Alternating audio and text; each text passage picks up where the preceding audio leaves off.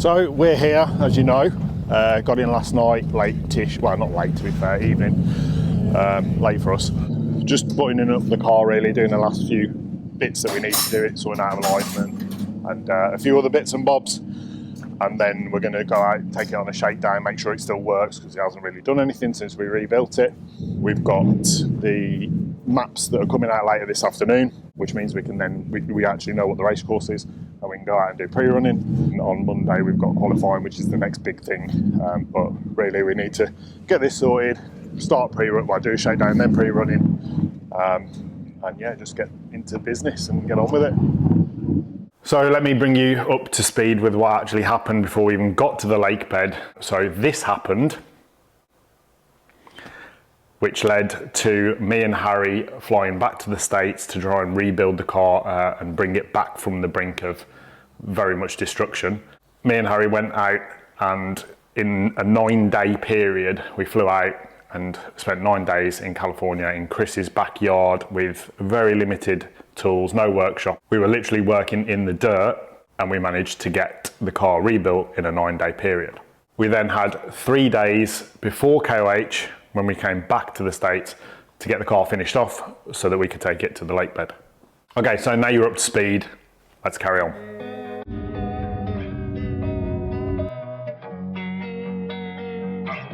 We needed to check the alignment, the tracking, make sure every wheel was heading in the same direction and that all the suspension and everything worked because that had just been rebuilt as well.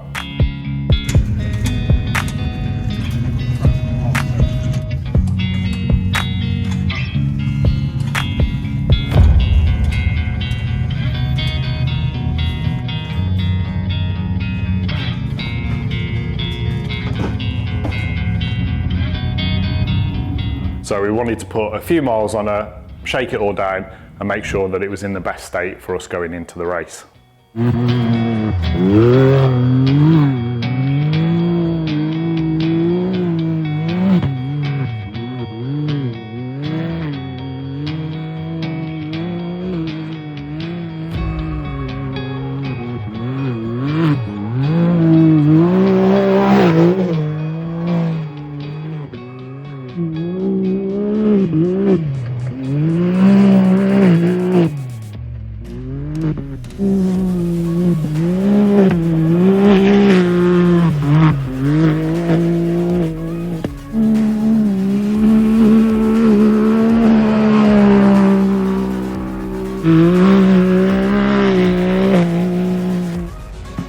So the shakedown went great, which means the next errand was to unload all of the tyres, the O-bore rock scrapers out of the back of the pickup truck. Then we headed over to VP Race Fuels to pick up our MS109.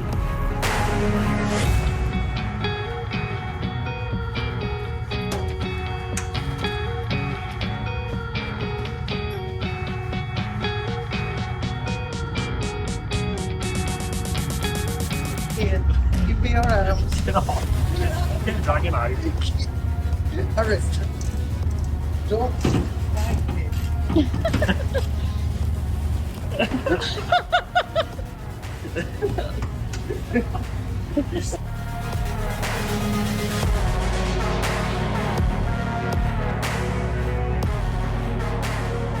We had some extra time that we wanted to use usefully, so we took the car over to Chocolate Thunder.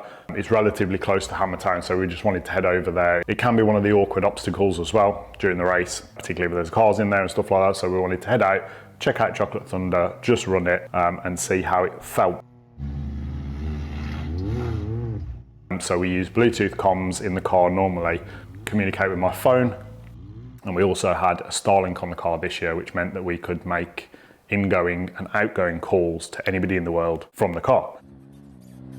Having the Starlink on the car also means that we can run a live feed, so this was a great chance to test that out and actually make sure that everything was working as it should be.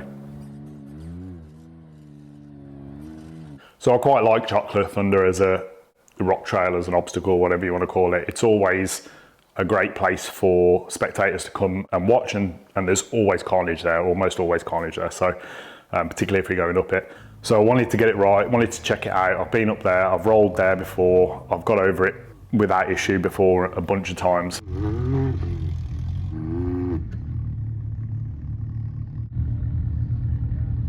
Adam spotted me. He was stood at Chocolate Thunder outside the car on his phone. We had a WhatsApp call.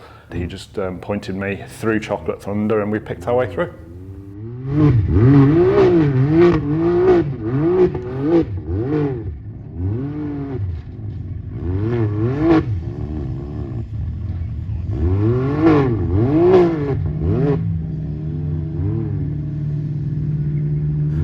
So this year in the wrong seat, we had Chris Ray as co-driver for us. Very, very, very knowledgeable guy. He knows KOH like the back of his hand. He spent a lot of time there and he's a great navigator of Johnson Valley.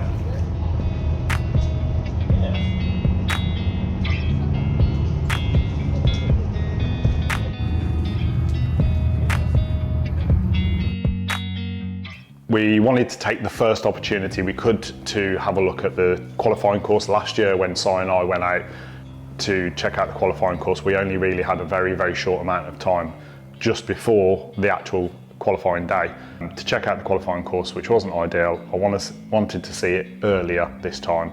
So Chris and I jumped out at the earliest opportunity we could to do that.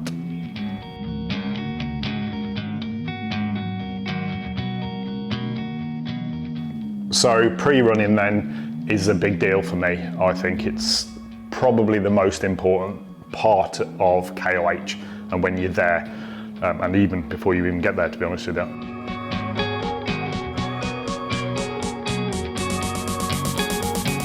We had limited time because Chris was co-driving with 2 other drivers in other classes. It meant that his time was very, very limited, and we had to pick and choose when we could get out with Chris to maximise how much time we actually spent on the trails and how much time we spent together.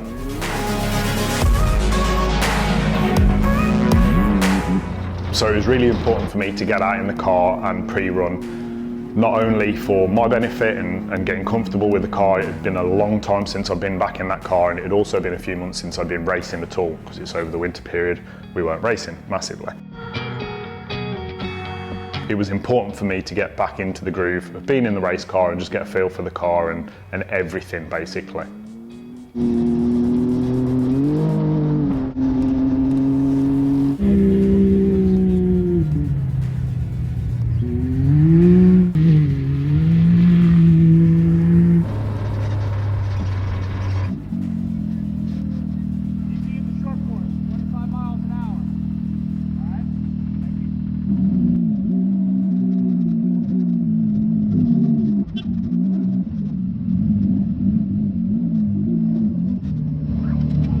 Right, we've just done the qualifying course then. Just ran it, I think about 5 times. Super short course, really short, probably a mile at best. Yeah, not too bad. There's the big rock incline, and then you go down and then back down. Last year's, it's the opposite of last year basically, where you go up and down that big rock section. Yeah, nothing major, fairly smooth going through it. The short course is different to how it normally is. They've chucked in rollers instead of jumps, although there are some jumps, and then there's a little chicane in there as well, which is different, but quite nice, quite smooth. Everything else was really smooth. Car was nice. Got told off for speeding, and, but yeah, otherwise we're good. Chris has jumped in, we've gone through the comms, we've gone through everything. We're both happy. Yeah, that's it. We're ready for qualifying. I think I maybe run it again the evening before, just to see if anything's changed, see how much more rutted out it will be, which it will be. But otherwise, it wasn't too bad, and we'll see what happens. Morning, so it's Saturday. Yeah. Saturday. The desert trucks are doing their qualifying stuff, and me and Chris are going to jump in the car and go and do some of the rock trails on lap 2 for pre-running. Car's pretty much set, so we're just going to jump in and head out and enjoy some rock trails.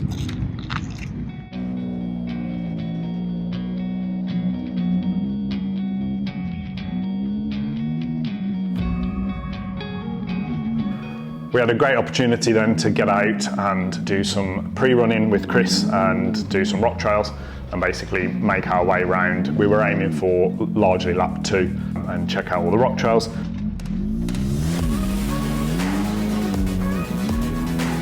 everything was going great and we were in the groove and it was going brilliantly until it wasn't.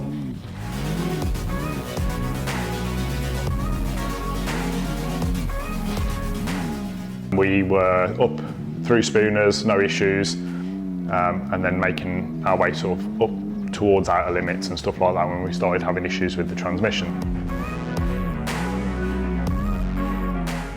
It's an automatic transmission, so you don't need to change gear only when you're going from low to high or low to reverse and back again, which in the trails you do. So you want to shunt the car forward and backwards, so you have to shift from the forward gears to the reverse gear. And we were starting to have issues where it didn't want to shift and it was awkward, and I was having to bump the car a little bit to get it to actually engage and disengage. And that got progressively worse until we got to out to limits, when it decided it just plain didn't want to play anymore, and we had big issues. Eventually the transmission seized itself pretty much solid, to the point where there was enough load on there to cause slip on the belt. So there was that much load, almost like you got your foot on the brake permanently. And then we couldn't move the car. Initially we thought that we had an issue with the belt, swapped the belt out, and it persisted. Eventually it freed off enough that we could get it into gear, into a forward gear, and get going again, and we picked our way through with a lot of winching and messing around. But then once we'd eventually made our way to the top of the trail and got out of the trail, we needed to shift from low range to high range to make our way through the desert section back to Hammertown, because we knew we'd had this issue, and we couldn't shift from low to high, which meant we had to drive all the way back to Hammertown in low range, which was very loud and not so much fun. Hello, if anybody can help us on the lake bed, that would be massively appreciated. We're looking for a Can-Am X3 transmission, a complete transmission for a Can-Am X3, one of these, on the lake bed as soon as possible. If you see this, please share it. We need one ASAP. Thank you. Can it go forward? Yeah, like that way? Yeah. Yeah. That's it, that's the point.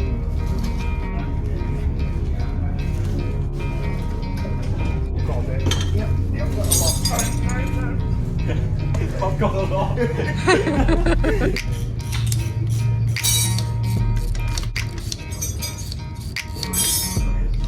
Alright, so quick update then, really quick update. So we've got it out.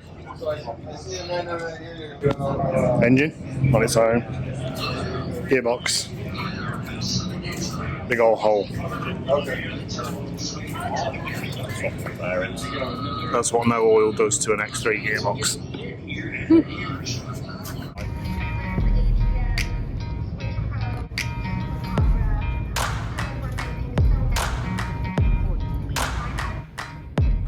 So we got the transmission now, which meant all hands on deck. We needed to get this back together as soon as possible so we could minimise the downtime that we had.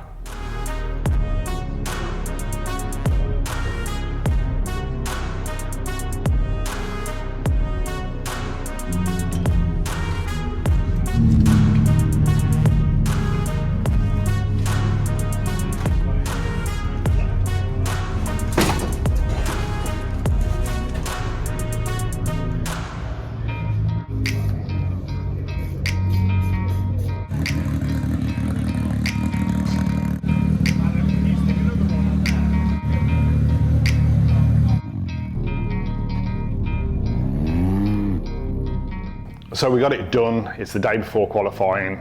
We just wanted to jump in it quickly, check that everything did what it was supposed to do, that the gears worked, there weren't no funny noises, everything engaged, and that what we'd done went back together right.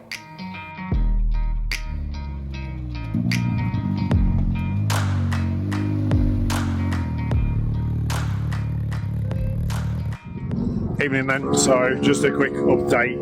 Obviously, you've seen, hopefully, bits and bobs that we've got a gearbox sorted out. We also have it fitted. The car is up and running and ready for qualifying. So they're just Adam and Harry are just doing tyre pressures. They're not stealing anything on this. They just look like criminals. So yeah, the car's 100% got a brand new gearbox in it.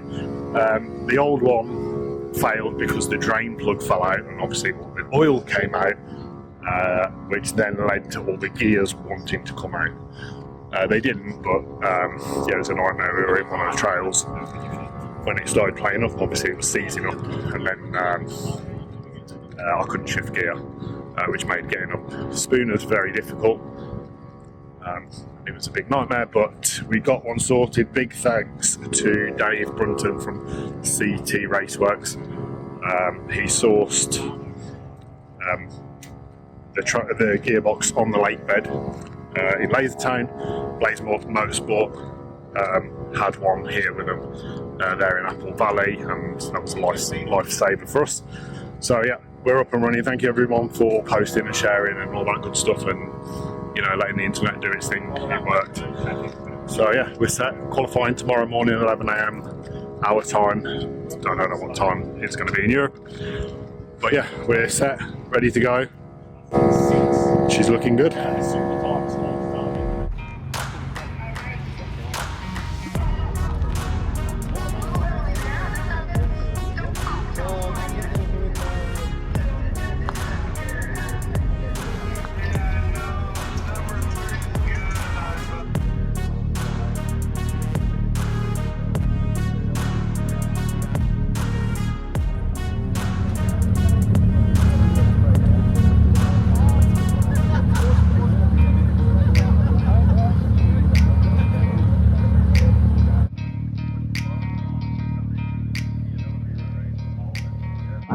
So we're lined up for the King of the Hammers qualifying.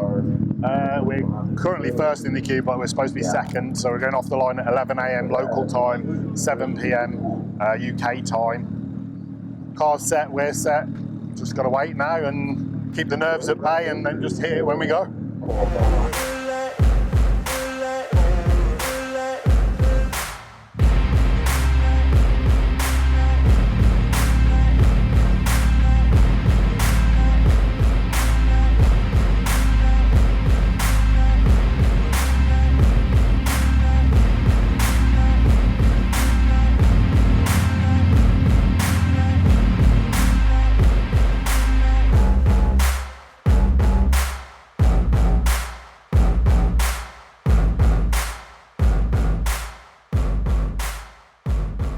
And there he has taken off on his green flag start for his qualifying run. Now, guys and gals that have been out there on course all day long, I know you guys have been talking to him a lot and everything, but fastest time right now on course. I mean, we have, I don't even know how to pronounce that last name. That's up there on the #1 spot. I learned how to do it, and I've already forgot. Frankie is his first name. Frankie, So we'll just call him Frankie J. Frankie J. Oh, look at that little bicycle almost in the corner there. When Shabs is driving, he is very committed. I've had the privilege of witnessing racing when I've been out racing as well back in the UK, and he does not hold back. He is pretty fearless when he's behind the wheel. Well, let's see what he does here coming up on. Do you know which line he's going to take on coming up here? I haven't had much time to look at the course. I've been out helping line them up, so I've taken time to come out from lining them up to come up and have a bit of a chat. I just noticed he had little googly eyes on the front of his car. That's their trademark view. Okay, here's the choice. Oh, he's taking the left line. Well, when we had Chris up here talking about this, he said in the UTV it's only a 1 second difference if they went out and tested. I don't more than that. I think you're right. I think John, you and I called it, but when we had Chris up here, he said in the big cars it's a big difference, but in the UTVs it's only a 1 to 1.5 second difference on that, because he said it's hard to get a good hit through those rocks. Maybe with one of his drivers. I agree with you. I think that there's more time to be made up here. But I think this is the place to make up time is coming down that hill. Isn't that the same hill that Lauren Healy jumped off of a few years back? No. Okay. It's in that neighborhood. Okay. No, it's different. All the rocks look alike. Come on, they do not. They're special rocks. Desert you could racers, fly John. off of one. Desert racers. They all look completely different. I know. All right, so Shabs is back into the short course. Just a few big turns to make in here. We saw a little bit of action earlier today. The course is getting definitely rutted out. We see some people choosing some alternate lines. But 2 big turns, and he's going to head back into this small little chicane before he comes across the line, and then we'll be able to see who. Oh, look at this. Wow. There we go. You're right. He is fully committed. Coming in there hot.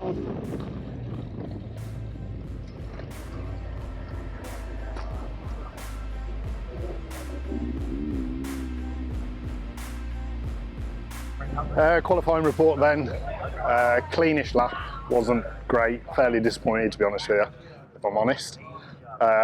Set off the line and the belt was slipping immediately, so pinned it and didn't really go anywhere. And the belt was slipping, and then it was slipping all the way around the track, which means I didn't have 100% power. And also I was very much focused on the fact that the belt was slipping and that it would go bang going up the hills. So yeah, that really ruined it for me. The lap was okay. Annoyingly, because I was focused on that and I wasn't really focused on what I was doing, it went very quickly. But it was a clean run. There was no issues with it, with the driving side of it, apart from the fact that I wasn't fully focused on it. And the rest of the car was fine. No other issues there. Everything else held up, and I didn't beat on it too bad. It just sucked that the belt was slipping and we weren't going as quick as we could have been going. At the time, we finished 5th. I honestly think I could have put it on pole at that point. Obviously, I wouldn't be on pole from there on out, but there was a lot lost, and I'm a bit disappointed about that. Only myself to blame. I put the clutch back together yesterday, secondary clutch back together, the spring one notch out, which meant that we had less clamping force on the belt, hence the slip. So yeah, only myself to blame. Bit of a nightmare, a bit miffed about it. Hopefully we won't drop down too far when all the other cars go through and we can stay in the top 30, would be okay. It's just going to be a bit of a nightmare tomorrow because it's very dusty at Hammers this year. There's no wind, and also in the morning we'll be driving into the sun, so that's going to be a bit of a nightmare. So hopefully we won't slip back too far. But yeah, other than that, everything else went smoothly. Yeah, just got to race day now.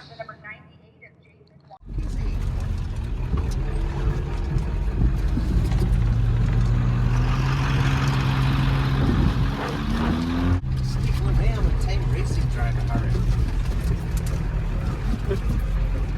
We can stop now. Good, okay.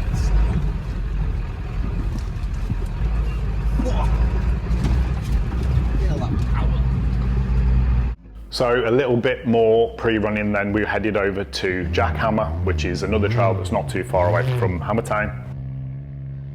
And it was just me in the car again. We just wanted to get some more miles on it and also check out the trail because it's quite an important trail. We knew for this race especially that going up Jack was going to be an important section. It was where there was going to potentially be a lot of traffic, a lot of broken cars, and also the trail was changing by the minute. Every time a car went up there pre-running, it changed. So I wanted to go up there, check it out, see what it was like, run the car up it, and just get some miles on it as well.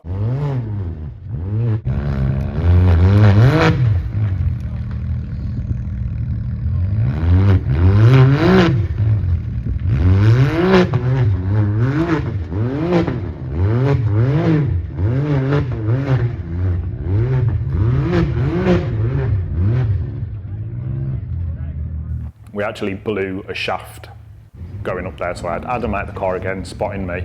We actually blew a front shaft going up there, which means that we didn't make it all the way up. So we stopped, we turned around, and we came back to Hammertown.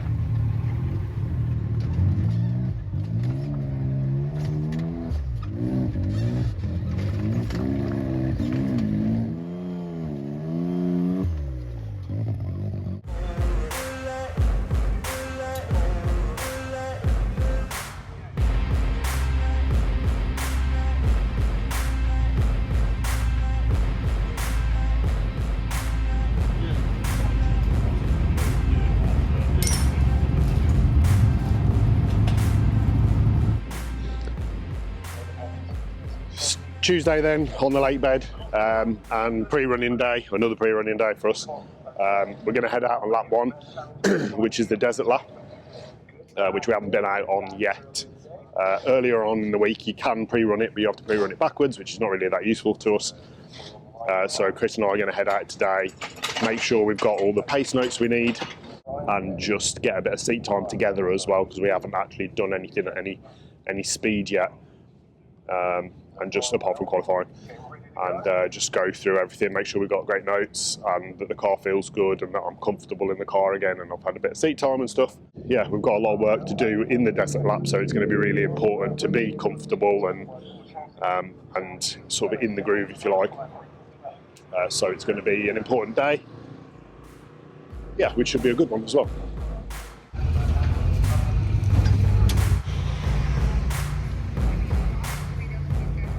So more pre-running then, thankfully.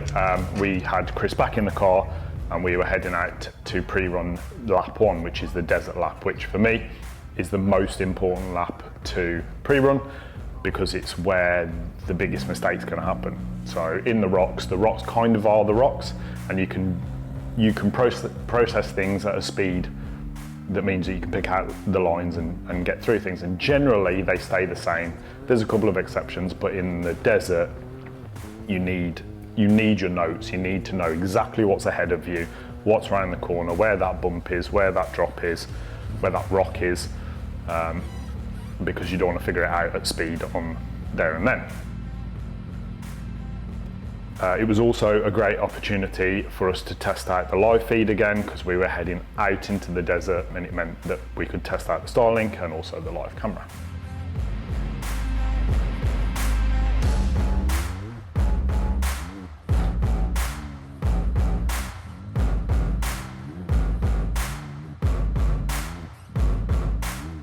Chris has already done some pre-running by this point and he's got his own notes, plus notes that he's had before, which is great. It just pushes us one step further. So now it's just a case of tailoring it to what I needed to hear and the things that I wanted to see, and maybe adding a few extra details.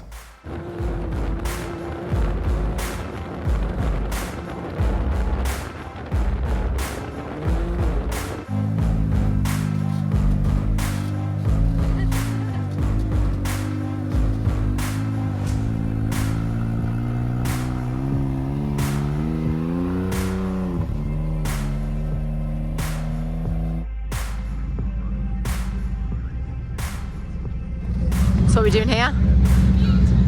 We've just come to Fab School just to stick a couple of tacks on the chassis to stop the extinguisher rolling round off the tube.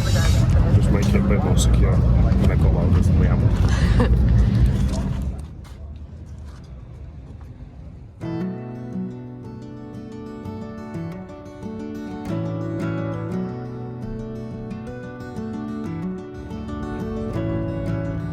So we got a Factor 55 Ultra Hook and Hammer Loop from Justin Hall at Factor 55.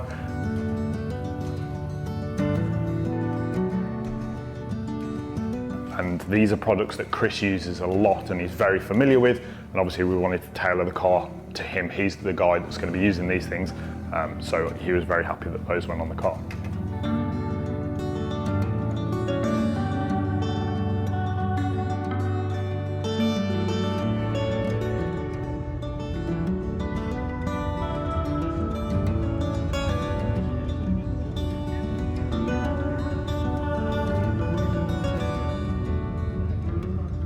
So it's tech and contingency day for the UTVs here at Hammers. We were up very, very early this morning to get the car here in the queue at 6 AM, so we could be towards the front of the queue, incidentally, with the first in the queue, which is good. So we'll spend the day driving through Hammertown, going from checkpoint to checkpoint, and they check the different things on the car, and then also our personal safety gear, like our helmets and suits and stuff like that. And then they'll go through the car and make sure that it's in a good condition and meets regulations and all the safety stuff. So nice day to be out here. We can also watch the qualifying as well for 4400 class. And yeah, we'll just make our way through tech, hopefully stress free.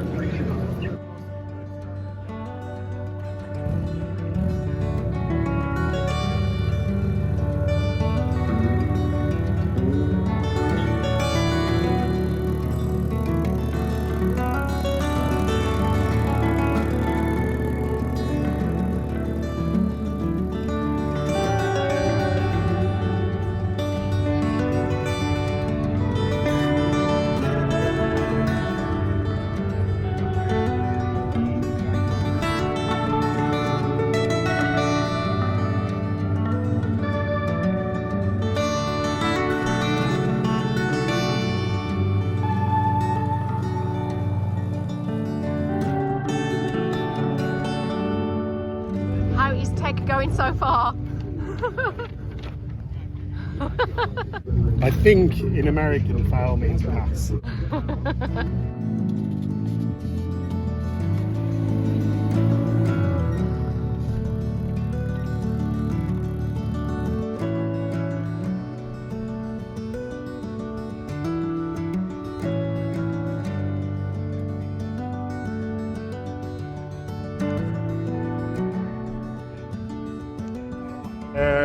What day is it? It's a day. Tech day, tech and contingency day. So we've done that already. All well and good. And now we are on with prepping the race car for tomorrow, which involves a lot of work. Stripping the car down. Here we go. So we've got it stripped down. All the front ends stripped. The diff's still got to come out. So this is all prep stuff. So there's no damage here. We're just prepping the car ready for the race, so it's at the best it can possibly be. So the diff's coming out, it'll have a new diff, new front shafts, everything will be checked. If it needs new wheel bearings, it'll get new wheel bearings on the front, and anything else it needs. Obviously the steering rack's still brand new, it's only done pre-running. On the rear end, we're swapping out the rear shafts as well. And then checking over everything. We've just made a few tweaks here and there. Repair to the belt box, because the belt box got damaged when the belt went, and yeah, just general prep. So 2 new axles, and then secondary's getting swapped out. I'm going to leave the primary because I'm happy with that, and then it'll get a new belt as well for the race. On the other side, on the passenger side, I'm swapping out the battery for a bigger one, basically the biggest that I can possibly squeeze in there. And it is a squeeze. I've had to heat up the plastic and remold the battery box basically to get it stuffed in there. So then I'm going to tidy up all this wire in here and make it good. And then the other thing we're going to do is Chris wanted some slightly different seat belts in his seat. So we've got some different seat belts to go in this side. I'm happy with my side. And then yeah, get it all buttoned back up again. This is all today, so this is all going to be done and dusted today, back on its wheels. We've got a set of brand new rock scrapers. They're going to replace these ones that have done pre-running. So we'll have a fresh set of O-bore rock scrapers there with tyre spines in them. And then she'll get all buttoned back up and go for a quick shakedown later this afternoon. And then she'll be good for race day.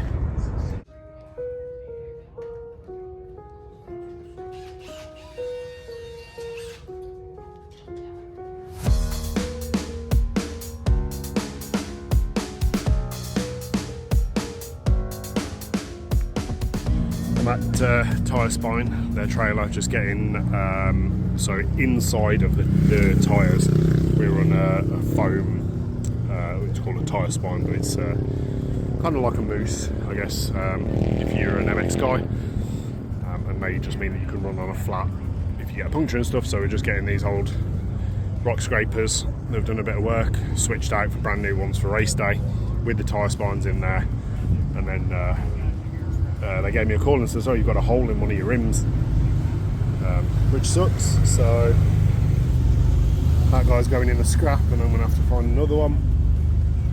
But we're just getting these all swapped out for these very shiny, very nice new sticky Kevlar reinforced rock scrapers.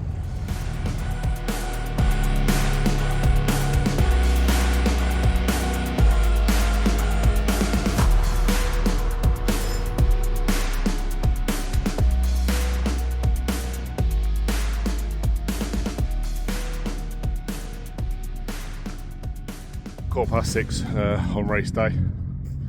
I've just lined the car up directly behind me outside the Triple R stand, which I thought was quite thin. I'm just going to go back to camp now, get my stuff together, and then we go off the line around 8. Well, the first car goes off at 8, so we'll probably be about 10 past or something like that. And yeah, and then it's all systems go. The guys are going to head off to pit soon, remote pit, and get set up in main pit. They're not late last night, but certainly later than I was. Just finishing off bits of prep and stuff because we went through the whole car and did as much as we possibly could.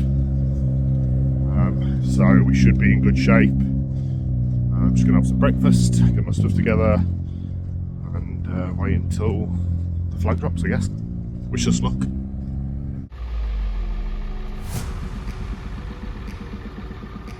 So with the crew heading off to remote pits, it was time for me to line the car up and get ready to go.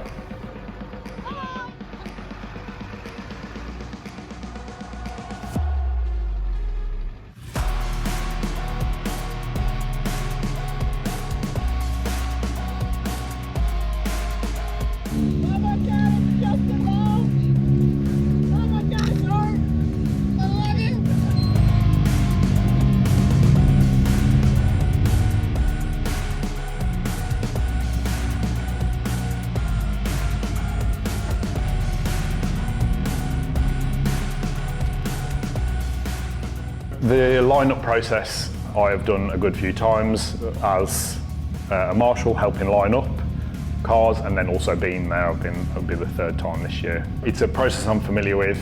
Try and stay as calm as possible. I see it as we're just lining up, ready to go to work, keep everything cool, and just get ready to go.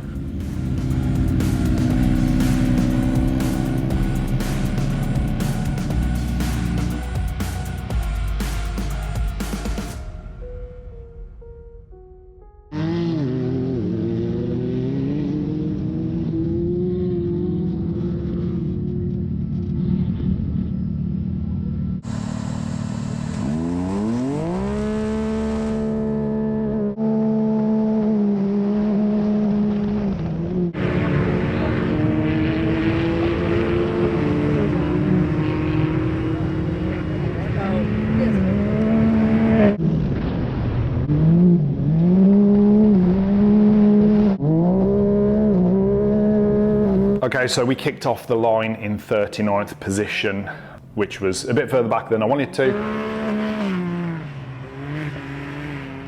So we headed off the line against another car, got out ahead of them, which was nice, and then it meant we could just get into our groove. We weren't chasing too much dust, at least, and we could just settle in to the day ahead of us. So the beginning of lap one sets you off into the desert. It's quite rough to begin with. That first section of the lap is very rough in the desert. There's a lot of dust, there's a lot of gotchas, and there were a few cars on their roofs and on their sides. At the point that we got there, they were definitely having a bad day.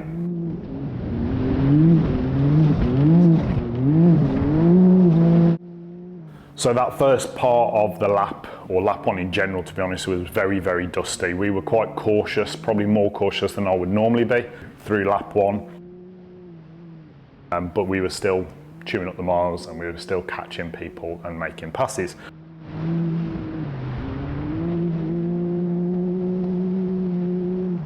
Once you've made it through that first desert section, you then head into the first section of rocks.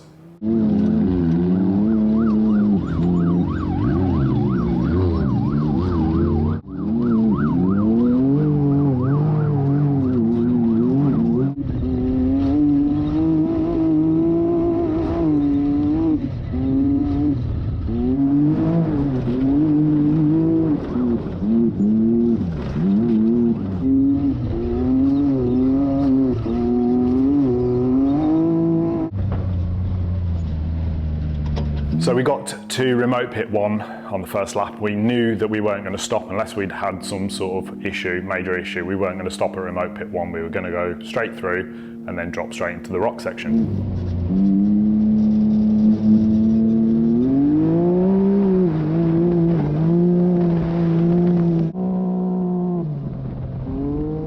So we'd made up a bunch of places early on and sort of then settled into the relative pack that we were running with, which were people like Ryan Dunn, these guys had started obviously much further up than we had. Scott Lesage, we spent a lot of time around Scott Lesage, and then a handful of other cars, and we sort of just stuck with them for the most part of the day and just sort of bobbled around where they had issues, we would overtake, and where we were maybe stuck a couple of times, they got ahead of us. But generally, we caught up with this sort of pack and then made it past them. Obviously, on adjusted time, we were already way ahead of those guys.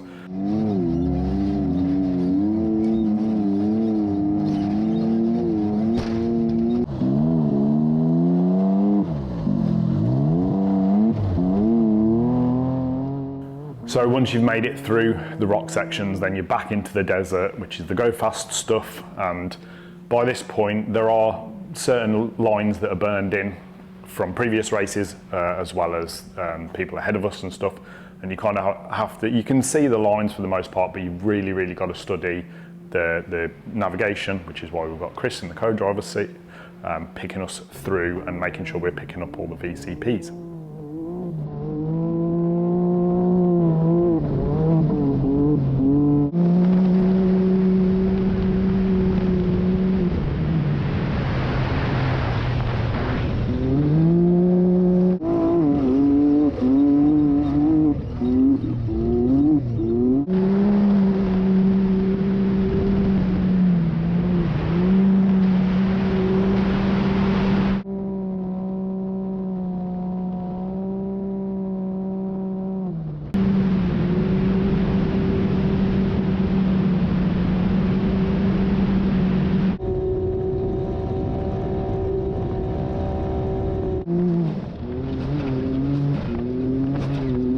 So at the end of lap one, we were heading back to main pit. We hadn't had any issues at this point and everything was going well.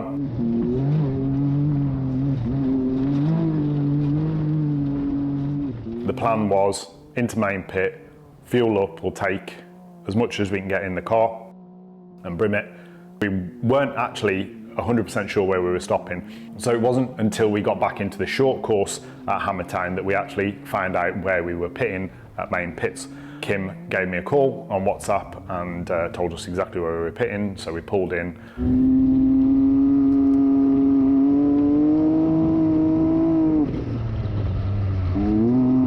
Big thanks to JT and his crew for getting us pitted and getting us everything we needed. So we got fueled up, we took maximum fuel, which was probably about 11 gallons, I think. And then it was heading back out into the desert.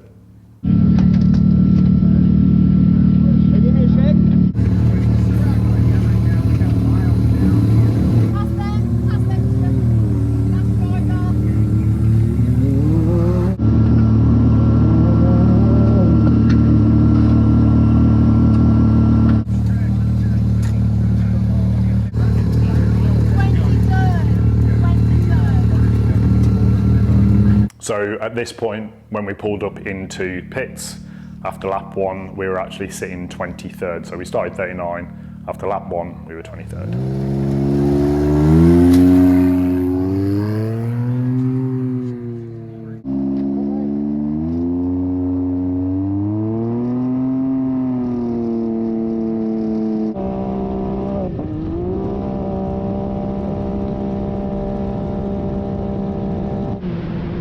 So on to lap two then, our final lap for the UTV race. It starts off in that desert section again, exactly the same, but then you have this huge section which is all of the rocks before you then come back out into the desert.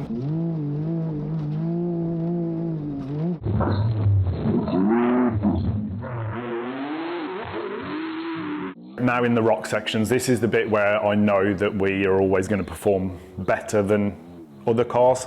I think the desert section's suited to faster cars that aren't necessarily our cars, and then when you get into the rock trails, that's where I prefer to drive, and I think it's where the car's more capable. It's a smaller car. We run those sticky rock scrapers which glue themselves to the rocks. And I knew that coming into this, we were going to catch cars, we were going to overtake cars, and we were going to make some spaces up. Generally, the rock sections were pretty good. The race this year, Ultra 4 and Dave had intentionally put rock checkpoints in particular places that meant that you couldn't dive out and just drive along the road at the top before diving back into the trail. You had to stay in the rocks, and that made it a much more of a driver's course. It meant that having experience that Chris had, of knowing exactly where to pick your way through was really, really beneficial to us. So we did pre-run some of the rock sections, Chris and I, but generally I'm quite happy driving what I see, and obviously Chris knows his way around the trails really, really well, so he knows the good lines anyway. So when it came to race day, we knew that we would just drive what we see, follow Chris's navigation, and just pick our way through.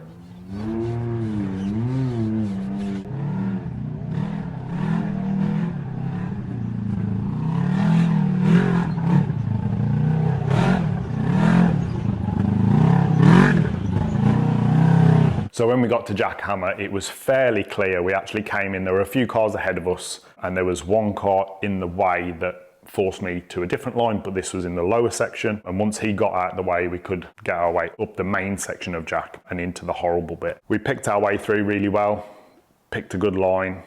I think we winched the left line, but very, very quickly, like way quicker than anybody else had ever done it.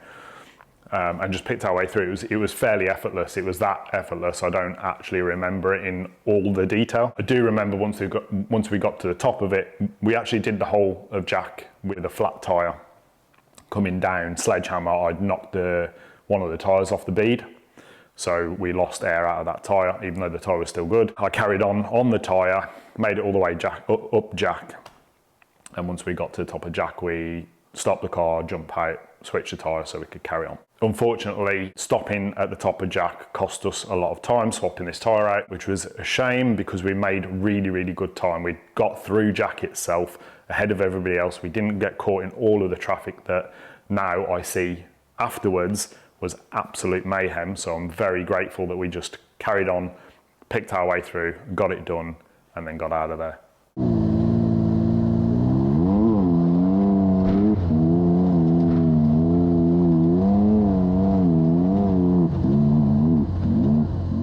So this year then in the car we've got Chris Ray, who is a US co-driver. He's big in Ultra 4 and he's big in Johnson Valley. He knows his stuff when it comes to racing hammers. He's done it like a million times and raced in every class and finished pretty much every class. So this year Chris was racing with Shannon Campbell, multiple KOH winner, Randy Slawson, multiple KOH winner, and in the 4800 class, and Shannon in the 4400 class, and then us. So Chris knows his stuff, and he is a great navigator out there in Johnson Valley. He spends a lot of time out there, so he's the go-to guy.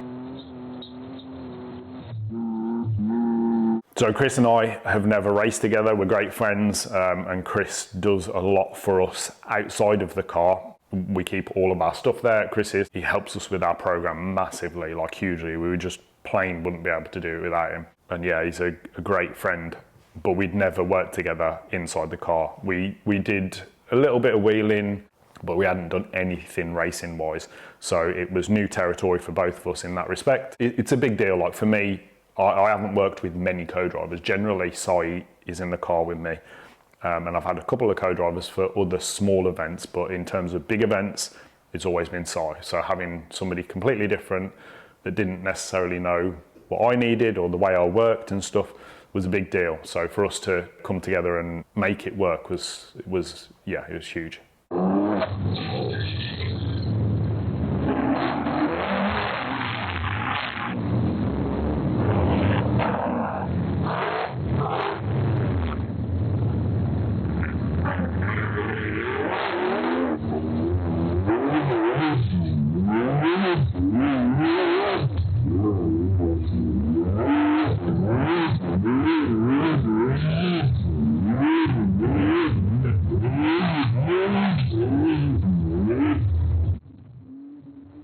Remote pit was the pit that we would head to. We wouldn't come back to main until we finished the race. So we hit remote pit, and the plan this time was go to remote pit from main, check the car over, make sure visually that everything's okay, and then straight back out, no messing around, and into the rock section. I really enjoy the rock section. It's more technical. It's more for a driver, I think. It's more a driver's playground.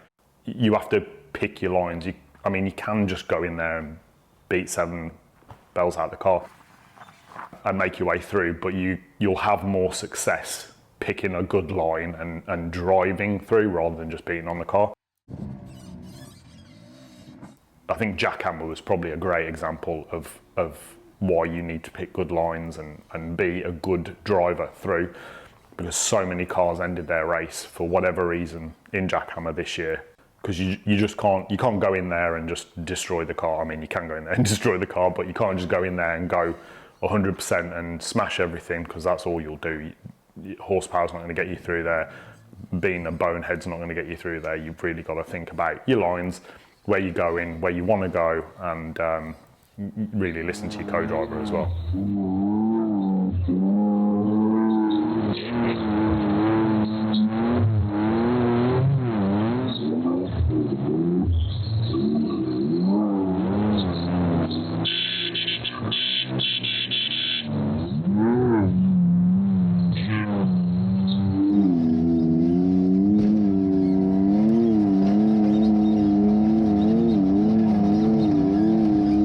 Chocolate Thunder then, so we've made our way all the way through the rock trails, Lay's not alley, idle issues, her problem, we've done all those, and we're dropping now into the bottom of Chocolate Thunder, which last year is where we parked up Si and I and called it a day. We managed to limp our way back there, if you remember, and call it a day and watch some racing and stuff. It was really satisfying to get to the bottom of Chocolate Thunder. Obviously, I'd already run it earlier in the week and I was happy with it. We'd done enough work up to that point to get ahead of a bunch of cars, you know, this pack that were around us.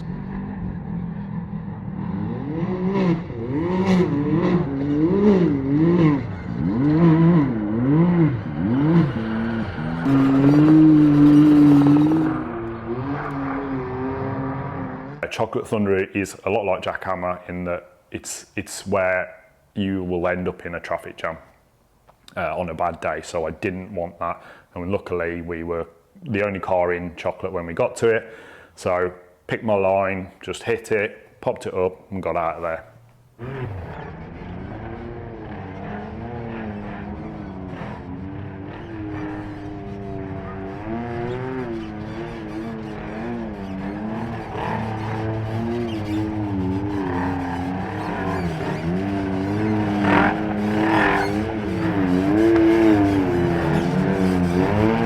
So no dramas then through this section of the rock trails, and we actually got our way back out, and then we're heading back to remote pit.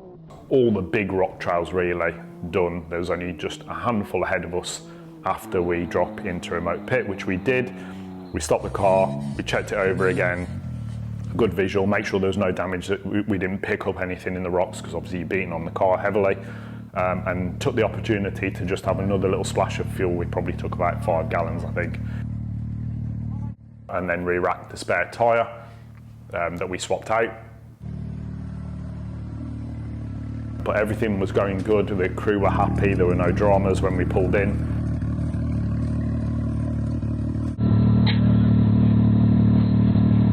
How you doing, Buttercup? I can't hear you, I don't hear about you. How are you doing? Great. Yeah? And then we just needed to finish off those last few trails back on the desert for the last stretch.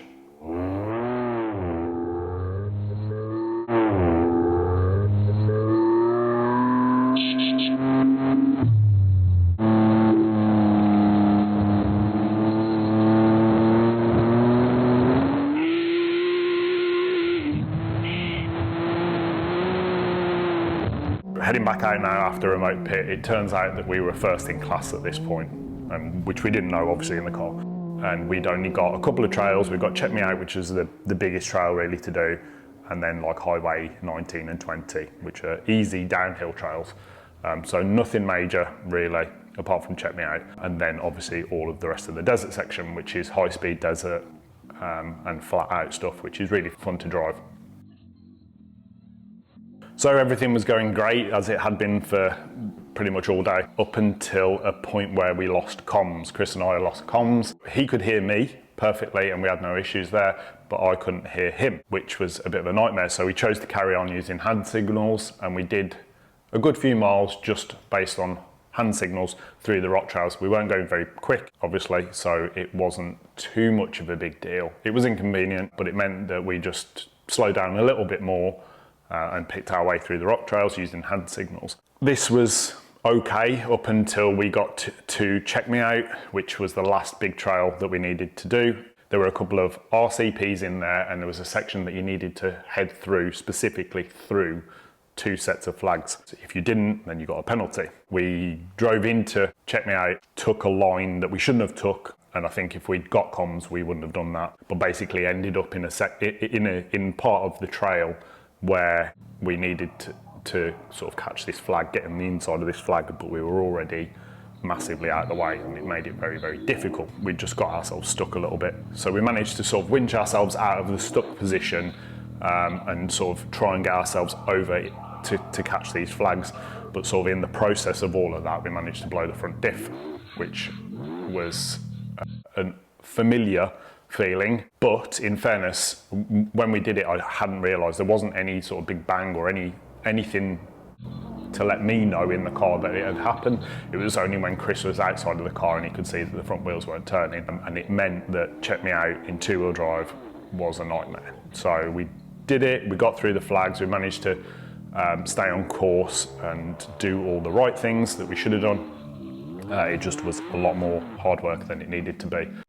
We pulled ourselves to the top of Check Me Out and then drove everything else in 2-wheel drive.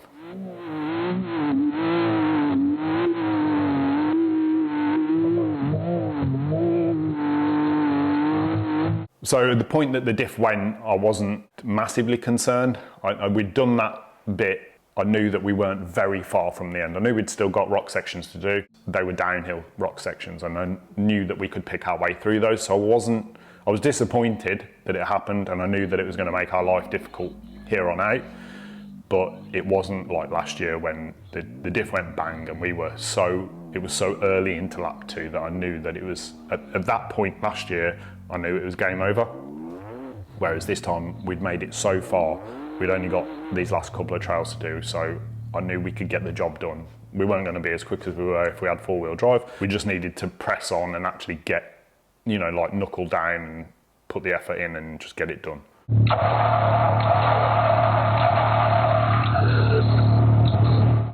So like I've got that never give up attitude, so even though it went, it wasn't a case of, oh, let's just give up and we can't do it. It was like, we'll get the job done and we'll keep moving forward. And it was really frustrating watching cars literally just drive past us, like just sat there watching them drive past us. And it's after everything up to that point that we'd done, to pass all of these cars and all the great driving and great navigation and great teamwork that got us that far up. We were first in class at one point. To then watch these guys drive past us was just so frustrating, it's unreal.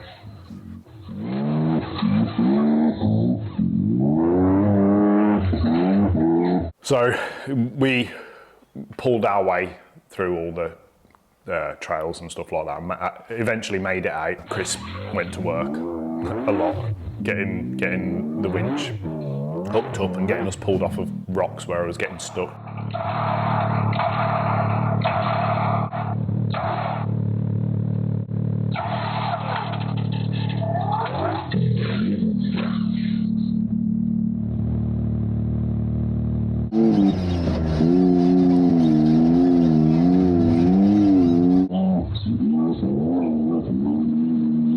And eventually we made it back onto sort of terra firma, and we were on the desert section, which is high speed, flat out desert stuff, and you can kind of just settle into it. And at this point I was loads more familiar with the car, I was loads more comfortable. The track I'd already done, because we'd done it on lap 1, so I was more in my groove, so it was just hammer down, foot to the floor.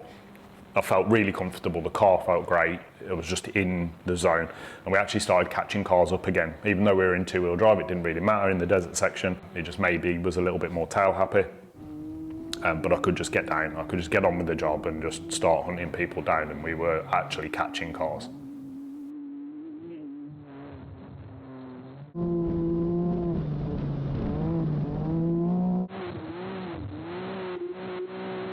So getting back into Hammertown, we pushed on, and it was rough. And then we got to the point where you come to the qualifying rocks, which is the last sort of big rock section that you go up and over and then back down into Hammertown. Obviously we had to do that in two-wheel drive, which was a bit of a pain. And I had to run through it a bit faster than I would have if we got four-wheel drive, and it hurt a little bit more. But we got up that and back down again, and then it was just you hit the bottom and head towards the forward arch, up and over the top, and back onto the actual short course. Coming up and over the top was a great feeling. It was nice to know that we were feet from the finish line after having a tough couple of hours before that. We battled so hard the last few trails. It was a nightmare, just dragging ourselves back through those last two. After Check Me Out, which was a nightmare where we blew the diff, dragging ourselves back, just a lot of work. Chris was out the car a lot, winching us over dumb rocks that we shouldn't have been getting stuck on if we'd have got four-wheel drive.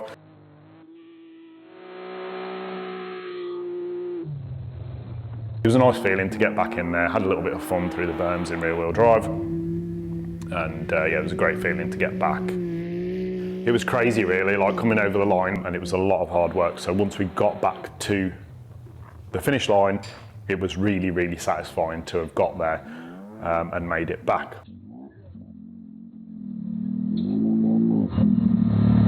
Hey, brilliant, brilliant.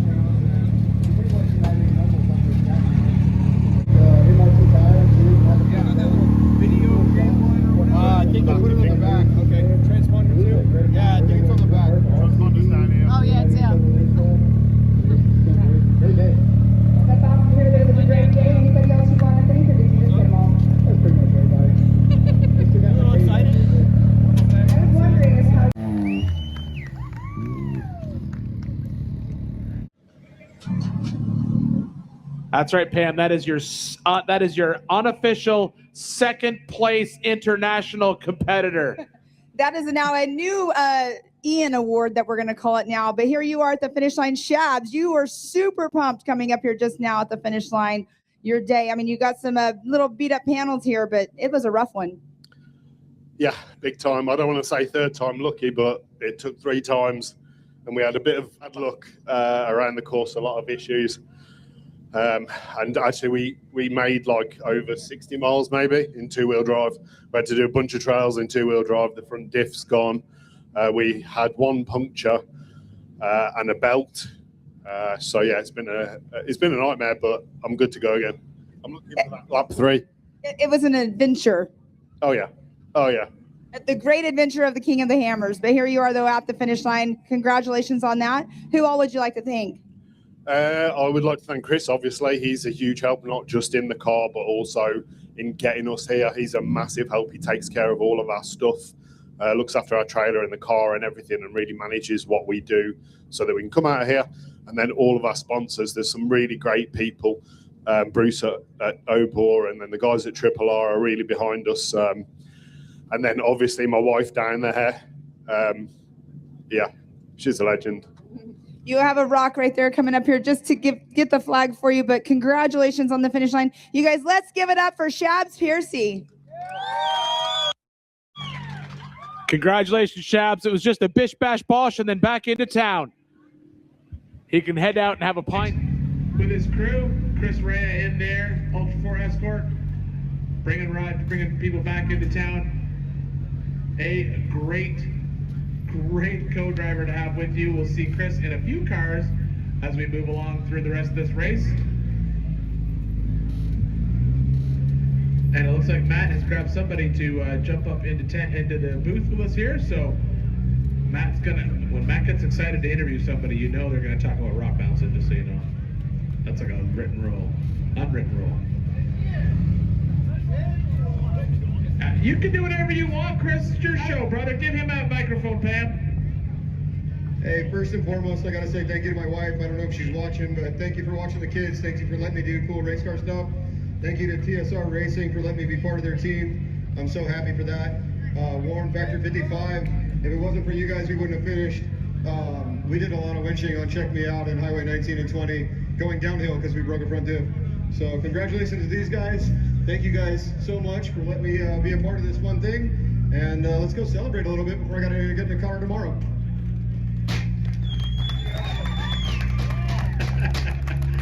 All right, guys, well, have fun celebrating.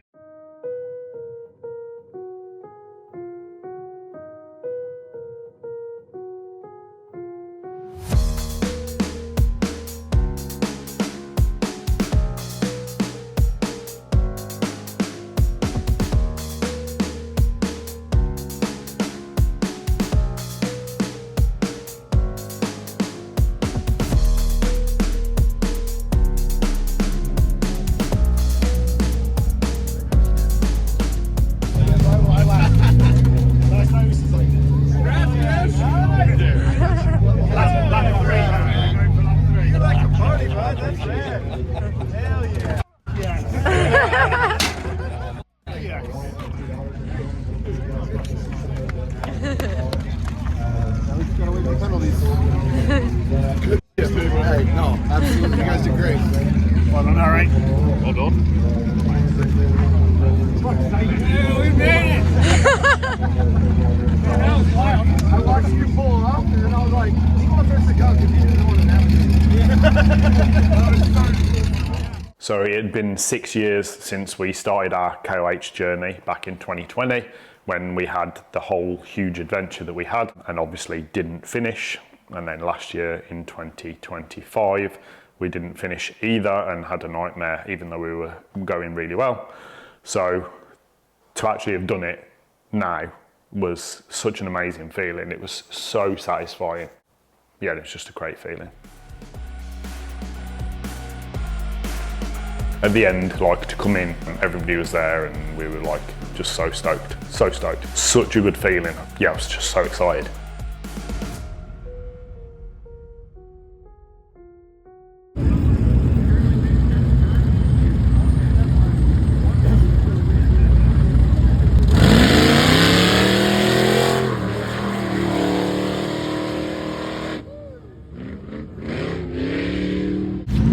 So we had a good day yesterday, obviously racing, but up early again today and cracking on because we're in the pits, in the main pits now, helping out Trent Roberts.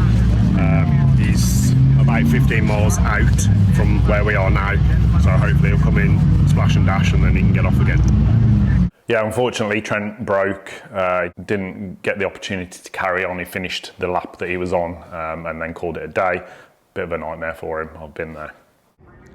So it's Saturday at KOH, race day for the 4400s, and we are just getting ready to take on lap 3 ourselves. So because we finished our race and completed it, we've been given the opportunity, the same as the other UTV guys and the EMC guys from yesterday that finished, to take on lap 3. So we're just going to get the car finished up, take it for a quick blast, and then get set for this lap 3.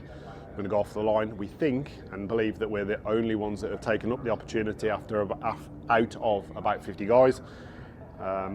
So, which is a shame because it would have been cool to go wheeling with a bunch of guys and just make our way through. But it is what it is. Dave Scott's going to jump in with me. He's from a place beginning with C, Canada. Yeah, so he's going to jump in with me and we're going to have a blast.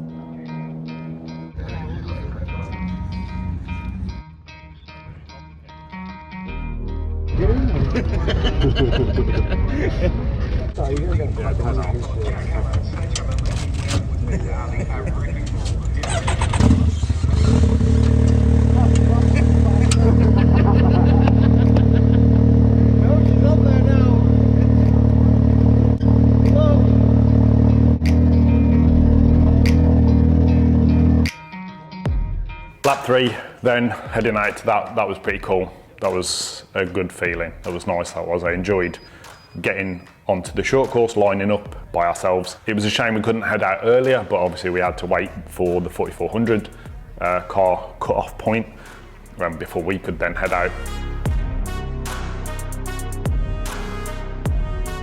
For lap 3, we had Dave Scott in the car, another US guy, co-drove for Eisenhower earlier in the week. So he jumped in with us. He's a good guy, a good laugh, and we sort of just said we're going to go do as much as we want to do, have as much fun as we want to have, and then when it's boring, we'll just call it a day and come back. Right, what we're going to do is going to pass it down to Miles. He's got some news for us down in the pits. All right, thank you, Jim and Ian. We have Shabs Piercy, who finished the Can-Am UTV Hammers Championship, and the UK of Shabs is about to head out. You're a wild man. What are you thinking right now, buddy? Yeah, I heard there was this big race on, so I thought I'd take part, you know. Join in a little bit and show out, do dumb stuff. That's why we're here. That's why you're here, and you're watching them battle out on that same course you're getting ready to head out on. Man, are you excited? You nervous, or you're just glad to be here for the 20th anniversary King of the Hammers? Yeah, we're just here for a laugh, but Dave just came up and told me that we could finish this race, so I'm looking forward to checking out what these guys are messing around at.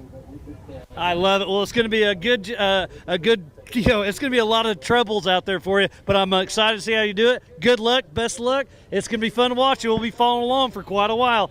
But man, how much awesome action is on there on course as we speak. All right, we got a taker. He's heading out for lap number 3 in a UTV. We'll see how it plans out. Good luck to the UK of Shabs Piercy. Thank you very much, Miles. Great to see Shabs Piercy from the UK out here racing. I think he's personally insane, but that's absolutely. I completely agree with you on that one. That is an absolute insane thing to do after watching. You just might watch the live stream, you would know that's absolutely crazy. But look, you're here. You're at King of the Hammers. You're at the 20th anniversary. Why wouldn't you get out there?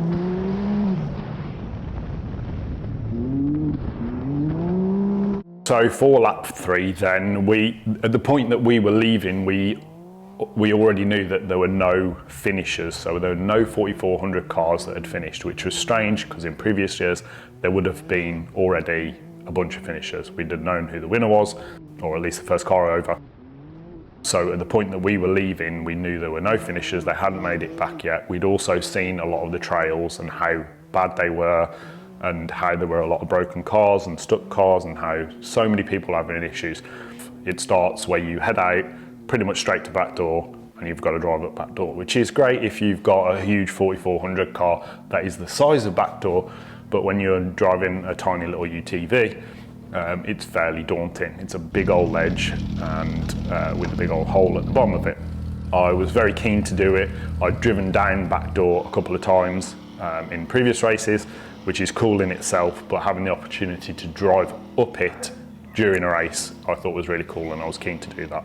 So we got to back door, we knew what we were going to do there, we were going to winch up there, there was no way we were going to drive a UTV up it without destroying it, and I was fine with that. And to be fair, every other 4400 car that went up back door had to winch it as well, and they're fairly better equipped for trying to drive up it.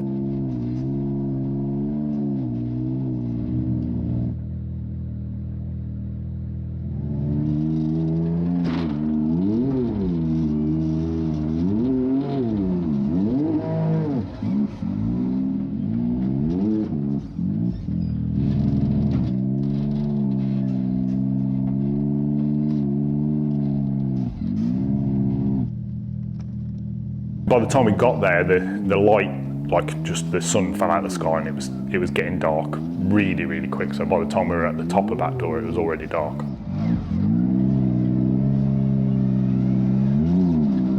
So once we'd got up and out of back door and then to the top of resolution, you then drop back down and head back towards the main course, which is the main course for lap 1 and lap 2. Before you then get to the rocks for lap 3. And it's quite interesting, obviously I've done that already 2 times that week plus pre-running, and it's interesting how different it is in the dark. And out there in the wilderness, when it gets dark, it's not, there is nothing out there to light the way, you know, there's nothing. When it's dark, it's pitch black. And obviously we were running triple R lights, which meant that it wasn't actually a problem for us, to be honest with you. You could see as much as you could see generally. Obviously can't see over the hills and stuff, but it didn't really hinder us in that way. It's really interesting, it's a different dynamic, and a night race at Hammers for the main class would definitely sort the men from the boys, I think.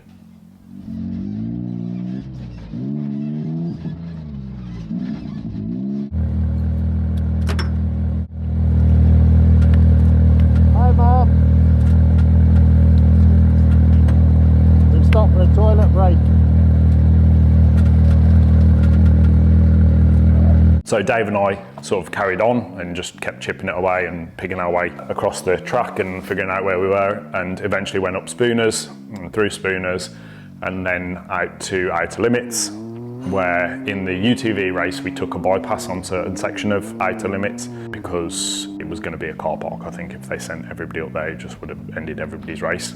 But in the 4400 race, they took you up there, and the top of outer limits is quite tough now, and it's pretty crummy to try and get through. It's really, really quite a horrible section. And I have actually rolled there before as well. And it's also where we had the issue with the gearbox as well. So it was the top of outer limits where the transmission started playing up. But Dave and I got up there, picked our way through, winched ourselves through a certain section, and then just sort of carried on up at the top. And we didn't realise, but at this point, we were actually catching race cars on track. So we were catching 4400 cars, which I think was hilarious. We didn't know it then, and we sort of just carried on pooling along at our own pace and doing our thing. And then eventually we got out of the top of there and started heading towards remote pit. Yeah, we're done. You know? We're done. Okay. We're gonna go back downwards. Once we got to remote pit, the King of the Hammers organisers and marshals actually stopped us and other cars as well, and basically said that was the end of our day. Because there was a time limit on a certain section of the land that was being used, we couldn't make it to that section before the time limit, so there was no reason for us to carry on.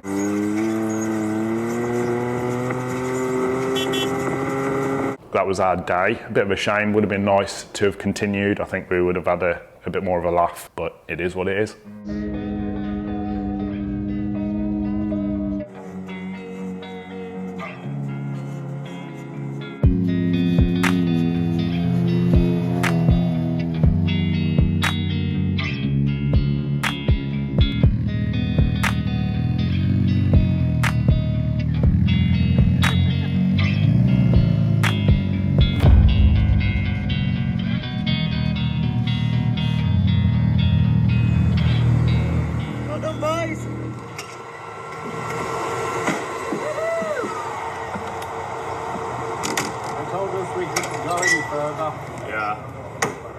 Have fun? Yeah. You still got your little flag on? Every time you were winching, all we could see was your flag doing this on the camera. I'm up on TV on Chocolate Thunder. There's a flag on my helmet.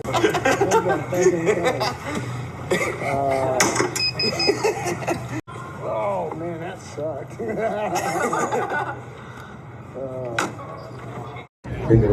So we got stopped to a remote pit, and they told us we couldn't carry on.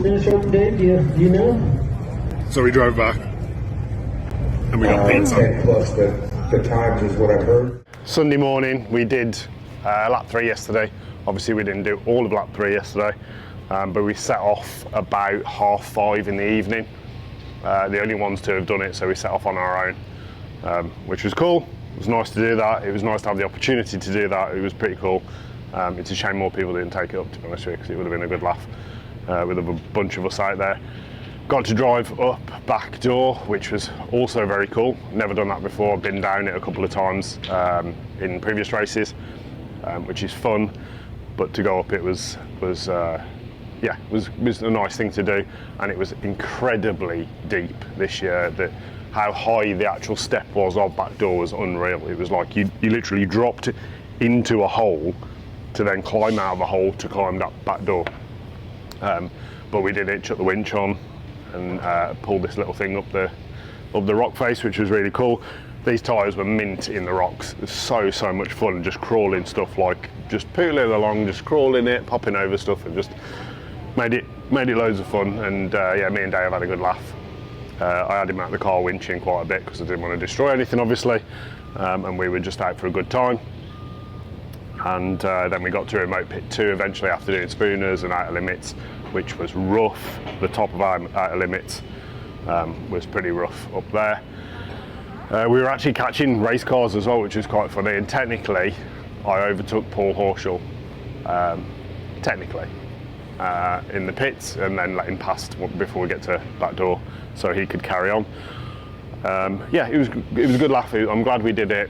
I don't mind that we got stopped. it would have been cool to carry on and catch up a few race cars. But it was a good laugh. Me and Dave had a good laugh. We were chit-chatting along the way, and he was enjoying winching and doing stuff as well. So yeah, it was a good crack. Very happy. It was a good year this year. We had our problems and stuff, but we've all had great fun. There's a little bit of disappointment, obviously, because I think we could have won the race. But also we had a great time. Everybody had a great time.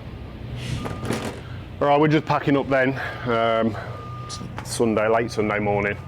And yeah, we're just packing up now, getting all our stuff together. The gazebo here, the tent's empty, and all our camp is empty. And I'm just about to load this onto the trailer. And yeah, so good year, but next year can be better. I know it can. I know what we're capable of now, even though I didn't really have any doubts. But I know that we can win this race, and I think if we come back next year with something a little bit different, that just means that we haven't got to hold back in places, and we just refine a few things. I know that we can win this race in the future. So next year we're going to come back with something better, I think. Haven't figured out exactly what that looks like or how to achieve that, but I think with a bit of help we can get there. And build something cool. I've got some ideas in mind for a new build, and yeah, I think if we can make it happen, I definitely think we can win this race.